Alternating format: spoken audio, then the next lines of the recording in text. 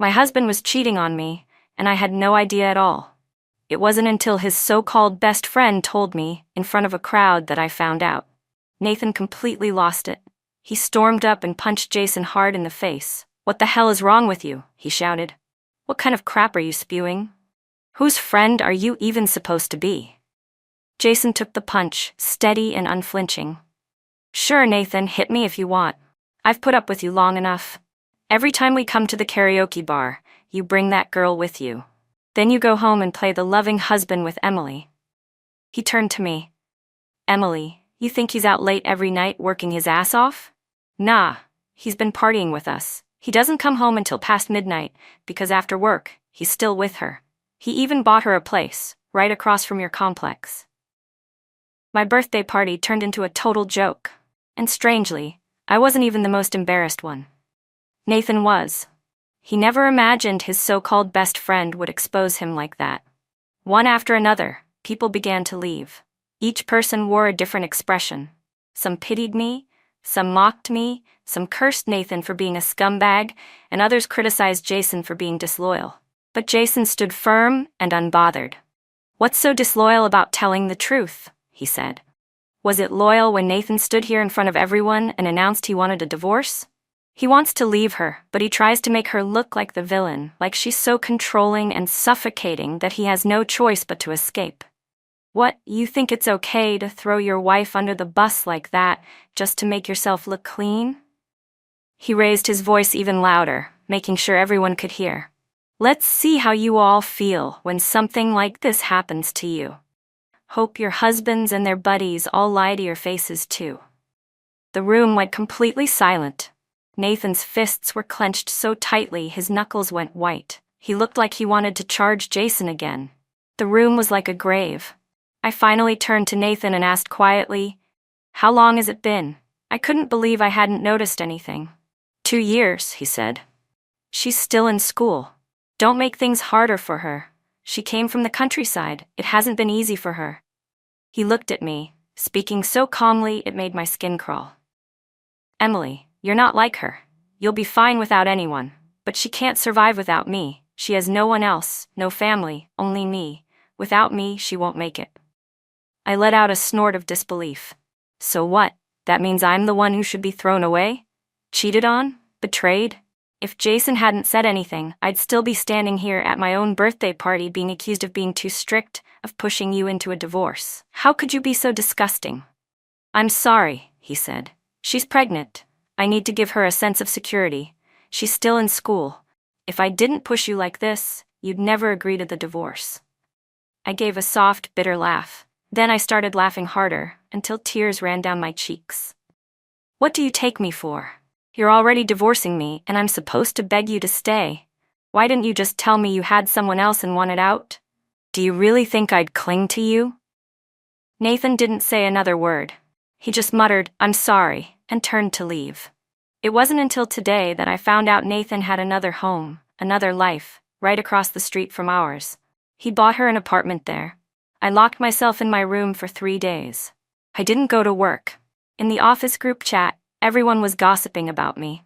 Can you believe Emily's husband cheated on her? He's been keeping another woman on the side. I saw her social media. It's all photos of her and her husband traveling together. They're always together. How did he even find time to cheat? Your world's too small. I've seen guys sneak out for hotel hookups while picking up their kids. They've been together since college, 8 years. Got married right after graduation. That apartment they live in, Emily bought that. When they got together, he had nothing. She even supported his whole family. Now that things are finally going well, he turns around and cheats. Typical man. You think she'll divorce him? What, just let that bastard off easy?" I exited the group chat and stopped reading their whispers and rumors. I opened my social media and started deleting every single post that had anything to do with Nathan, one by one. I used to be the woman who had it all. A loving couple. A handsome, wealthy, and attentive husband. I was the picture-perfect woman everyone envied, at work and in life. Even when I went back to my hometown, relatives swarmed around me with compliments, saying how lucky I was. I had good grades, a great college degree, a solid career, and a wonderful husband. They all said, If you have a baby in a couple of years, your life will be perfect. They praised my good judgment, that I didn't look down on him when he was poor, that I invested in a promising stock early on and helped lift him step by step to where he is now. He started his own company and became President Carter, admired and untouchable. He must have really forgotten the days when he was broke, the times he went hungry, the embarrassment of not even having $1 in his pocket, but still wanting to buy me a birthday present. 3 days later, I got a call from Nathan Carter's attorney. He wanted me to sign the divorce agreement. The property would be split 50-50, except for our current house and his company. The house we lived in was purchased by me, and the startup capital for his company, $300,000, came from my parents. He said he'd return the $300,000 to me with interest, so I had no right to the company. He believed that was fair. I told them, if he walks away with nothing, I'll sign immediately. The lawyer chuckled coldly. Miss Davis, you should know that the law doesn't support a complete, clean slate divorce. As a woman myself, I sympathize with you. I understand. Right now, Mr. Carter feels guilty and is willing to split everything equally. But once that guilt passes and he starts thinking clearly, you might not get as much. Besides, if you divorce sooner, you can start your new life earlier. Why drag this out? I gave a soft laugh. He didn't wait for the divorce to start a new life. Why can't I do the same? If he agrees to walk away with nothing, I'll sign immediately. The lawyer stood up and sneered. Miss Davis, you're just stalling now. Even if we go to court, your demands won't be supported. If you insist, we'll see you in court. I went back to work. My supervisor already knew what happened and offered me a month off, but I declined. Between marriage and career, I had to choose one. Since the marriage was gone, I'd put my energy into work. I kept going to the office every day as if nothing had happened. No one could tell how wrecked my personal life was. My coworkers assumed I had decided to tolerate it, that I'd chosen to coexist peacefully with the mistress. After all, it was a common story, especially with a wealthy husband. If I divorced him, wouldn't I just be handing him over to that woman? One of the older colleagues even pulled me aside to offer some wisdom on marriage. Emily, if you're smart, you'll learn to yield a little. Your husband's rich and successful now. There are plenty of women out there eyeing him. You've got to know when to look the other way and play along. That's how you get through life. She went on. That woman outside, she's got him wrapped around her finger because she knows how to act soft and vulnerable. You shouldn't focus only on your career. You should give Nathan a child already. You're his real wife, after all. That woman's child would be illegitimate. I couldn't make sense of their version of marriage. Finding out your husband cheated and then rushing to have his baby just to hold on to your rightful place. Even my parents gave me that same advice. They said Nathan wasn't the poor boy he used to be. He was now a company president, and his firm was about to secure major funding and prepare for an IPO. Divorcing him now, they said, would only benefit another woman. I didn't understand why everyone was trying to persuade me. This wasn't about whether I wanted a divorce. It was about Nathan insisting on divorcing me to give the other woman a proper title. And then my dad said, so why don't you just soften up a little? You two have been through so much. You stood by him through all the hard times. If you bend a little, he'll soften too. Men at this level, they want to be admired. They want to feel like they're protecting someone weak. I went home for dinner, and all I heard were those same lines. If he wants to protect the weak, then go do charity work. There are plenty of people in the world who want to be protected. Just as I was getting ready to leave, Nathan showed up. My parents saw him and called out, "Oh, Nathan, what a coincidence. Emily's home too." Nathan paused for a moment, surprised. "Emily's here?" My mom smiled. "We didn't know she'd be coming home today. You two should talk. Really talk this through." "There's so much I want to say to you," Nathan said. My parents quickly stepped out of the room. Nathan sat down on the couch and adjusted his suit. "The court hearing is coming up. There's really nothing left to talk about. The sooner you sign the divorce agreement, the sooner we can finalize things. It'll be better for both of us. I know you don't want a divorce, but I've fallen in love with someone else. There's no going back." He softened his tone a little. "Emily, after all these years together, let's at least end things on good terms."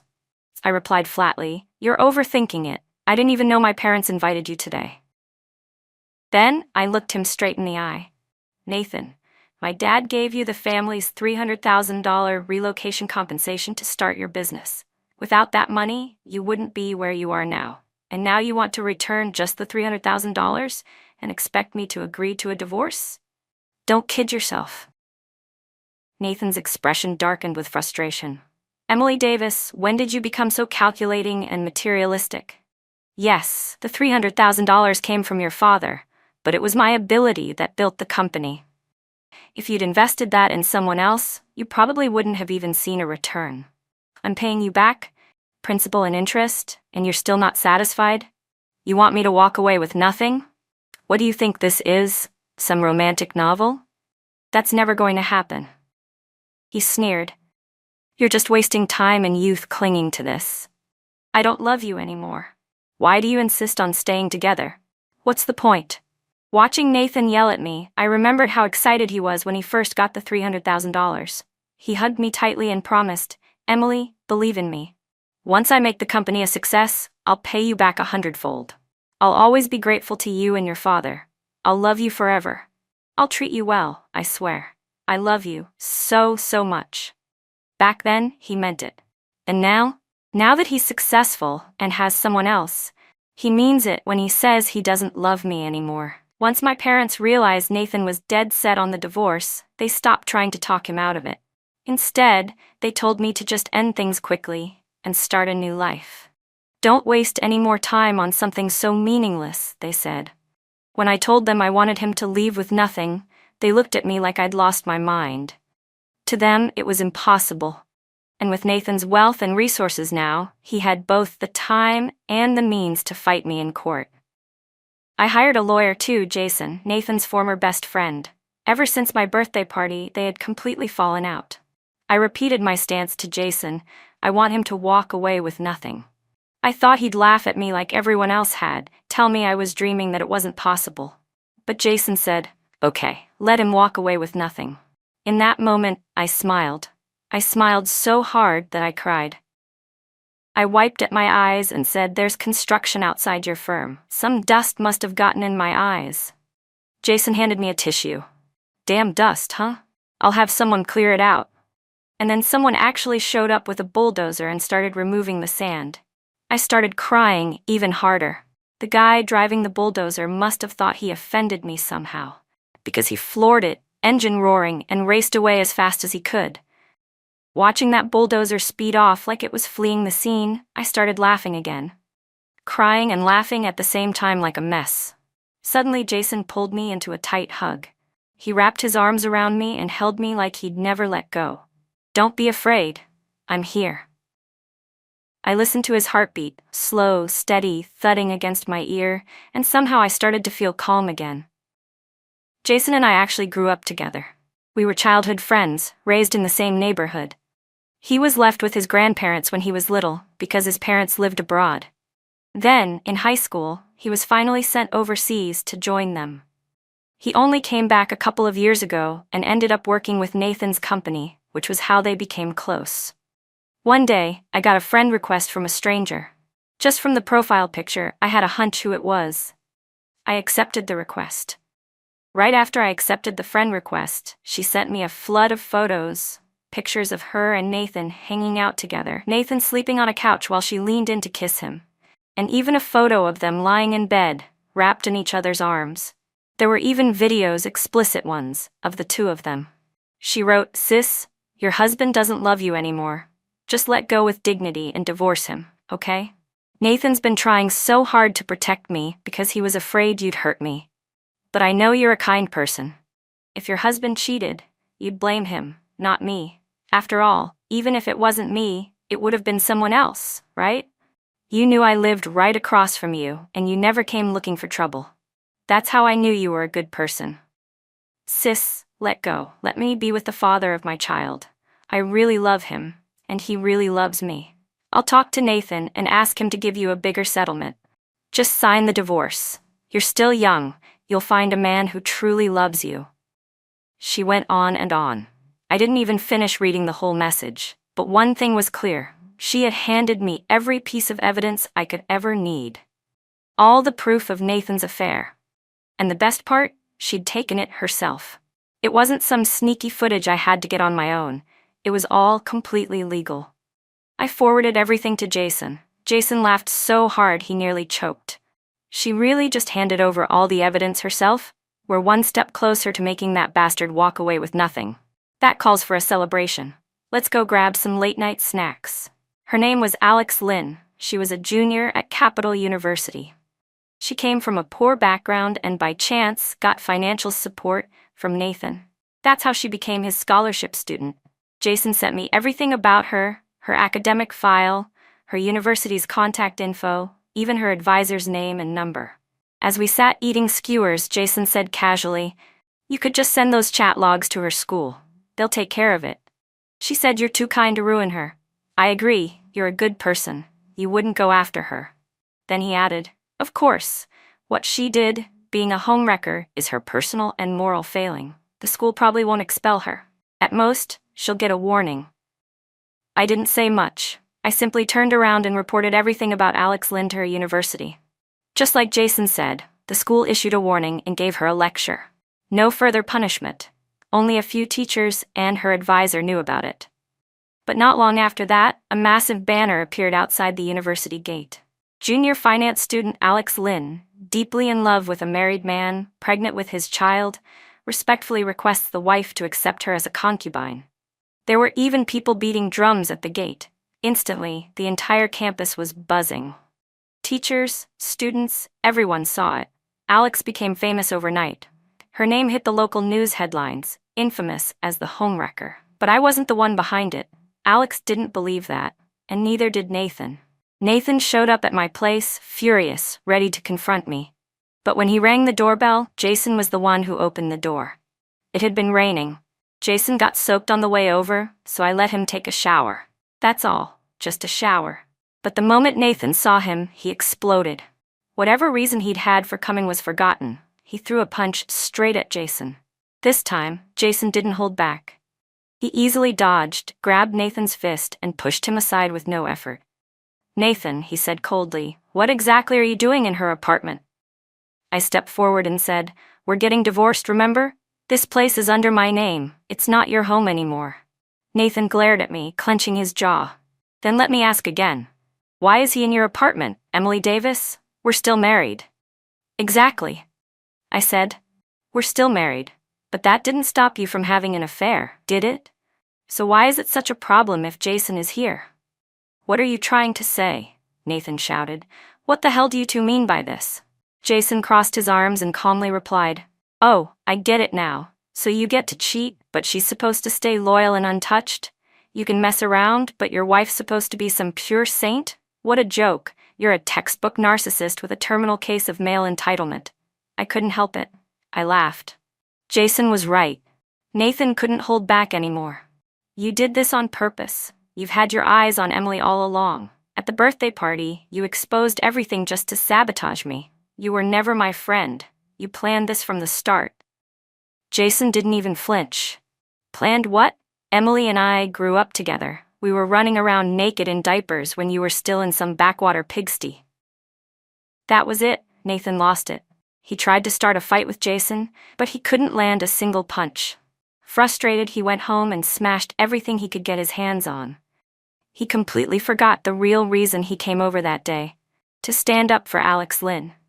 He was supposed to confront me, demand answers, defend her, but he was so blinded by rage, he forgot to say any of it. Or maybe he remembered the next night, after cooling off, because he came back again. He helped himself to a beer from the fridge, twisted off the cap, and chugged the whole thing in one go. Then he sat down, looked at me and said, "Emily, I know you're mad at me for getting close to Jason, but let's just call it even, okay? What I don't understand is, why did you have to go after Alex? She's innocent. It was me. I was the one who fell in love with her, and couldn't stop myself." He stared at me with this look like he didn't even recognize who I was anymore. "You used to be so kind. What happened to you? I don't even know you anymore." He said it like he was the one being wronged, like I was the one who cheated.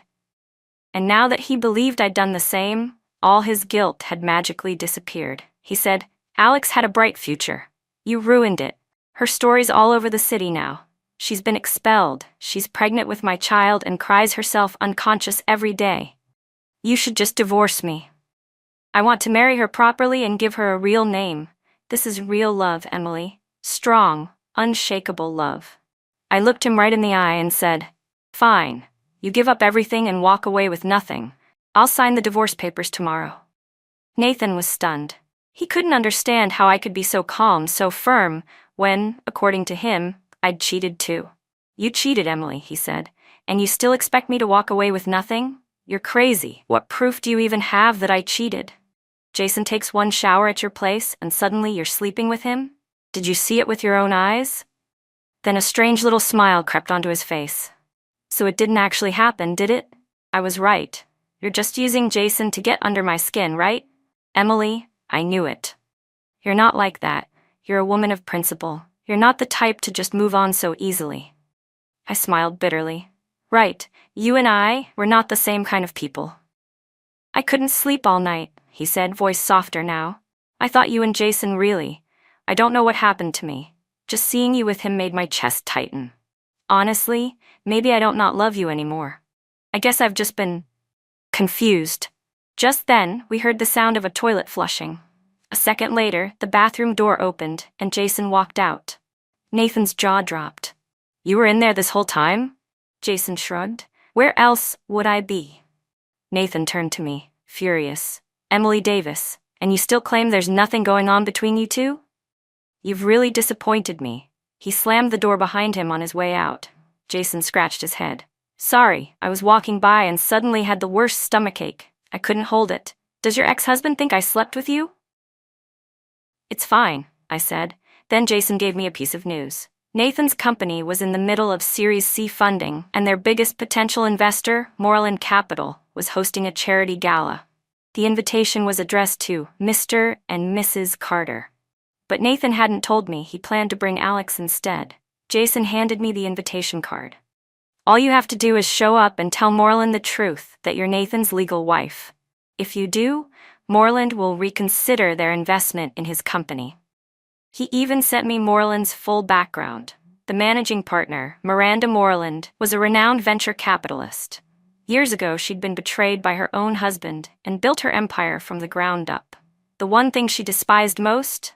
Men who didn't understand the meaning of loyalty. Jason said if you go through with this, Nathan's company probably won't make it to IPO. Miranda holds serious weight in the industry. If she pulls out, no one else will dare step in. Then he looked at me and added, "But I know you. You're kind. You want to end things peacefully. You're not the type to go scorched earth on your ex." "This doesn't benefit you either," Jason had said. "After all, for him to walk away with nothing, he still has to hand over a large sum of money to you, right?" I already knew Jason's tactic. He was just provoking me on purpose. If Jason hadn't told me about the charity gala, I wouldn't have even known it existed, let alone gotten my hands on an invitation. I rarely attended any of Nathan's public events. He always told me, "You don't like those kinds of settings anyway, so there's no need to force yourself." I used to be grateful for his thoughtfulness. Turns out, he just didn't want me there. Which is why in Nathan's social circle, almost no one knew what I looked like. Before the event, I visited a temple and sat quietly for a long time. I really am a kind person. Doing something even slightly vindictive makes me feel guilty. But honestly, being too kind is a weakness. Sometimes, it's better to be shameless. So I went to the gala. Nathan showed up with Alex Lynn on his arm, introducing her to everyone as my wife, Alex. "Yes, she's pregnant," he told them. "The morning sickness has been rough. I worry about her every night and can barely sleep. Pregnancy is such a challenge." Clearly, many people in the room already knew Alex. Nathan told them they had been together for 2 years. Which meant, for the past 2 years, Alex had been attending events like this in my place. Alex leaned against Nathan and smiled sweetly. "Pregnancy is hard, but not as hard as earning a living. I'm lucky to have a husband like Nathan. I must have used up all my good fortune in this life to marry him." They looked so affectionate, so perfectly in sync. Everyone around watched and smiled. Even Miranda Moreland gave a nod of approval. Mr. Carter, she said warmly, a man who treats his wife well is bound to succeed. Your company is sure to thrive. Nathan looked thrilled, but just as he was about to respond, he saw me, and the color drained from his face. Alex and I had met before. I remembered it suddenly. 2 years ago, she came to my house with a basket of eggs, saying they were fresh from the countryside. She had an old flip phone at the time, so I gave her a brand new smartphone. She nearly stumbled right then and there, leaning heavily against Nathan's chest. She was terrified of me now. She must have thought I was the one who put up that banner at her school, but it wasn't me. I'm guessing that was Jason's handiwork. Nathan stormed over and tried to drag me out. I yanked my arm free. Emily Davis, are you really going to make a scene and ruin me? He hissed. You're a career woman. Why act like a crazy ex over a little marriage drama? If you destroy me, you won't get much in the divorce anyway. As if not destroying him would get me more money. Nathan Carter, I said coolly, stop talking about money like it's the only thing that matters. How tacky. Ever heard the phrase, it's not about the bread, it's about the pride? When he saw me walking toward Miranda, he muttered through clenched teeth. I'll walk away with nothing. I'm doing what you asked. I'll give you all the money I made from the company over the years. Just don't ruin my business. It's everything to me. Miranda had been watching us the entire time. As I got closer, one of her assistants stepped forward. Excuse me, ma'am, are you looking for Ms. Moreland? He glanced at Nathan's hand gripping my arm. Nathan quickly let go. Yes, Miss Moreland, he said, flustered. I've heard so much about you. Would it be all right if I took a photo with you? He added quickly, she's just a college friend of mine. I was just stopping her from interrupting you. Oh, come now, Miranda said. Something this small isn't an interruption. After Miranda and I took a photo together, I left. As I reached the exit, I turned and caught a glimpse of Nathan watching me, visibly shaken. Alex was still hiding behind him, too embarrassed to even look up. In the end, I won the divorce. Nathan gave me everything, except the company. To him, as long as he could protect his business, all the money he gave me could eventually be earned back. When I went to collect the apartment across the street, Alex clearly had no idea the place had been meant for me. This is the apartment Nathan bought for me, she shouted. You have no right to take it. She was screaming, hysterical. You already got me expelled from school. What more do you want from me? That expulsion was your own doing, I replied. I had nothing to do with it. This apartment was purchased with marital funds. Now that Nathan's walked away with nothing, tell me, do you really think I don't have the right to take what's mine? But Alex refused to leave. I called the building management to handle it. Alex completely lost control, screaming, yelling, drawing a crowd of curious neighbors. Before long, everyone in the complex knew she was the mistress.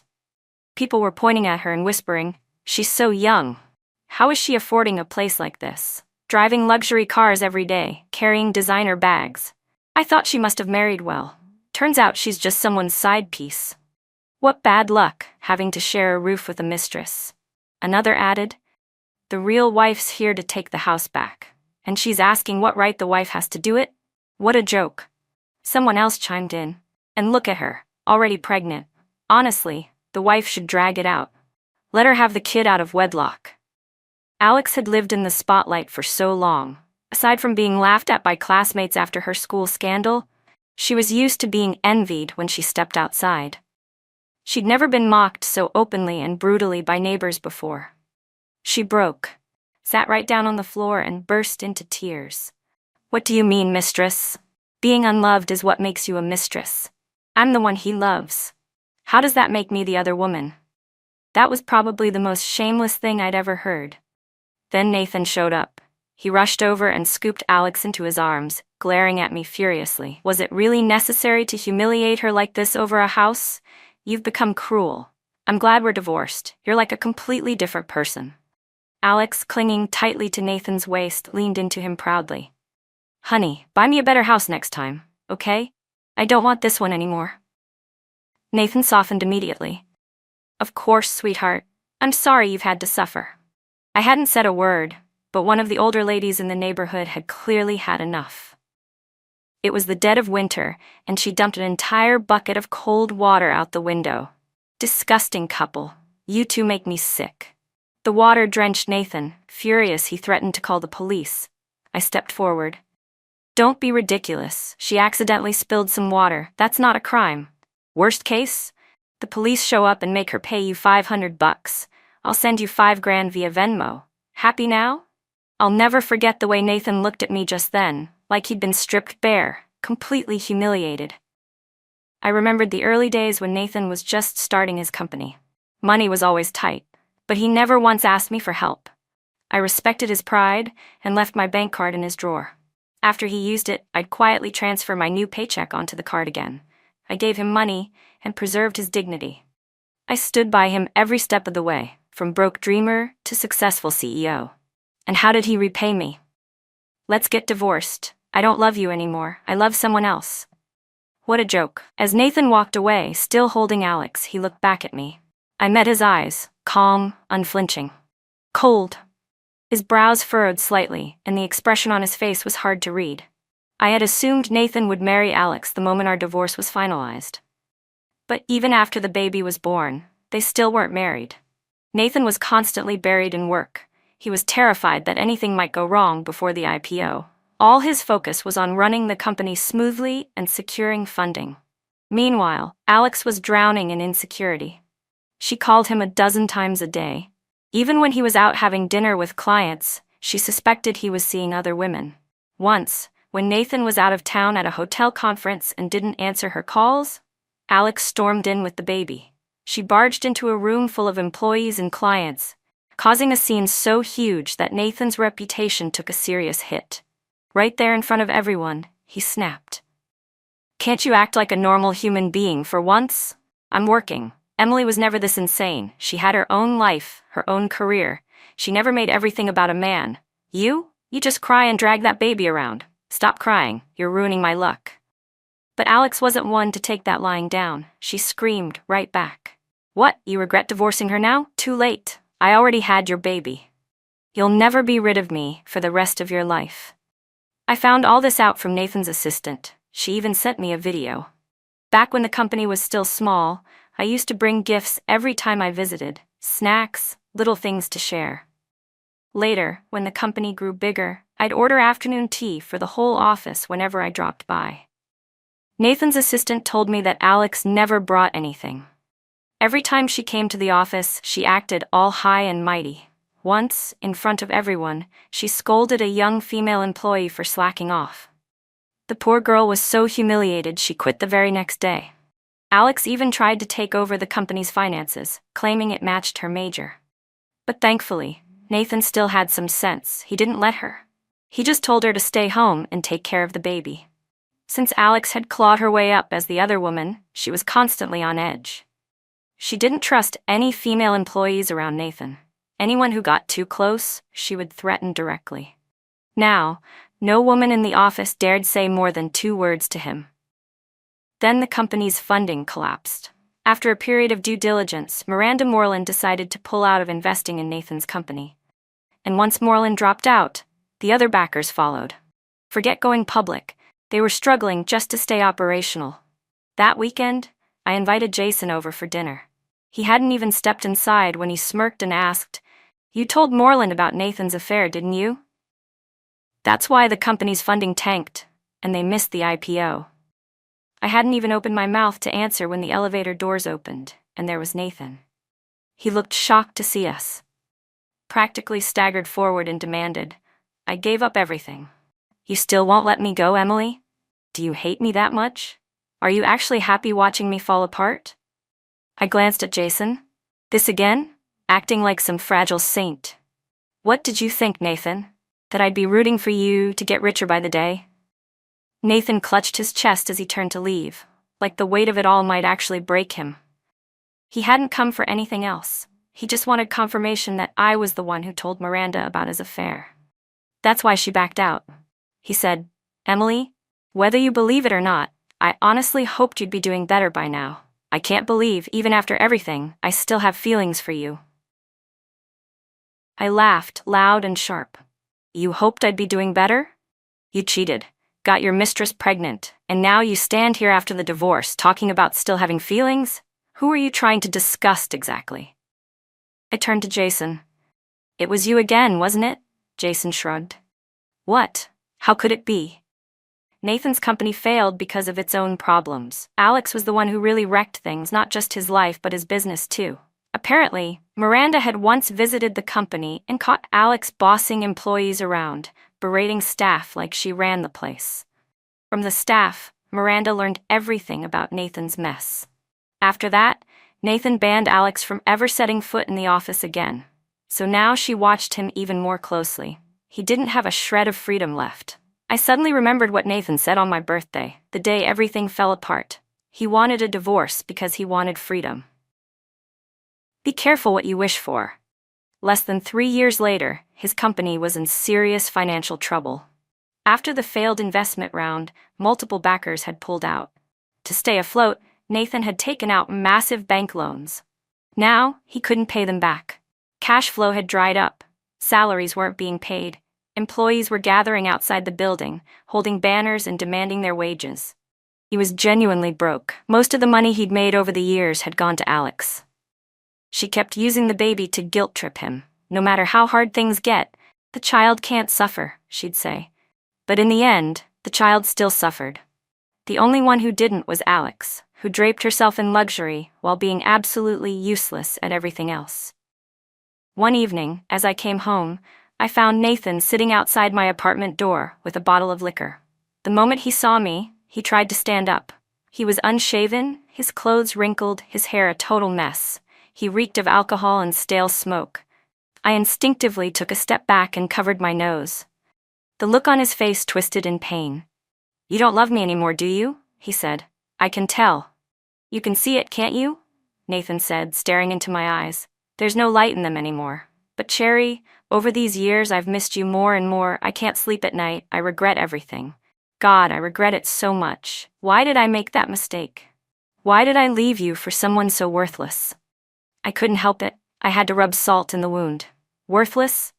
I scoffed. "She was your one true love, wasn't she? You were desperate to give her a title. And now what? Still hasn't happened? Go home and raise your kid, will you?" The disdain in my voice nearly broke him. "So there's really no chance for us, is there?" he said. "You can't stand to look at me now, but when we first met, I looked just like this." His voice cracked. "All these years. I've never been able to forget you. That's why I never married Alex." "Nathan," I said flatly, "stop trying to romanticize your own downfall. You're not noble. You just ended up exactly where you started. Broke. And if life had only gotten better for you, you wouldn't have remembered me for even 1 second. Maybe I hit the mark because I saw a flash of panic cross his face. "Cherry," he said, "actually, I came today because I need a favor. For the sake of what we once had." The elevator dinged. Jason stepped out holding a bag of groceries. "Well, if it isn't Mr. Carter," Jason said with a cheerful smile. Nathan's eyes followed Jason as he unlocked the front door and slipped off his shoes like it was second nature. Then, Nathan turned to me, stunned. "You two are really together?" Jason shrugged. "Got business with my girlfriend?" He raised an eyebrow. "Or are you here to borrow money? Because if that's the case, babe, don't lend him a penny, it's not coming back." I hadn't even said anything yet when Nathan clammed up and changed his tone. "I'm not here to borrow money. I just wanted to see how Cherry was doing. That's all." Then he fled, clearly humiliated. Jason looked after him and chuckled. "He totally came to borrow money. You got all that cash in the divorce, and now he wants it back." "Well," I said, "he's not getting any of mine." Jason rolled his eyes. "Please, like I'd let him touch even a nickel. You keep your money. I'll go cook. My mom's coming over soon." "Your mom?" I blinked. "It's the first time I'm meeting her. I should be going to your place, not the other way around." "It's fine," he said. "She's been living abroad too long. She doesn't fuss about those things." Just then, the doorbell rang. When I opened the door, I froze. A tall, elegant woman stood at the entrance. I blurted out instinctively, "Miss Moreland?"